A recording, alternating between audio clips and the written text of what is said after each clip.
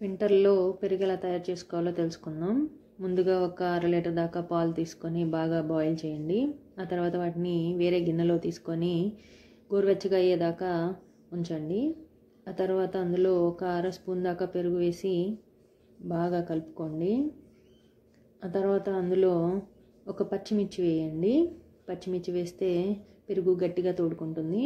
ఆ తర్వాత ఈ గిన్నెకి మూత పెట్టుకొని ఒక క్యాసరోల్ తీసుకొని అందులో ఈ గిన్నె ఉంచండి. ఇలాగా 5 to 6 అవర్స్ పక్కన పెట్టి ఉంచండి. ఇప్పుడు నేను తోడుపెట్టి 5 to 6 అవర్స్ అవుతుంది. చూద్దాం ఎట్లా తోడుకుందో. చూడండి ఎంత గట్టిగా తోడుకుందో పెరుగు. ఇప్పుడు ఇందులో ఉన్న పచ్చిమిర్చిని తీసేయండి. మీరు కూడా ట్రై చేసి ఎలా ఉందో నాకు కమెంట్ చేయండి.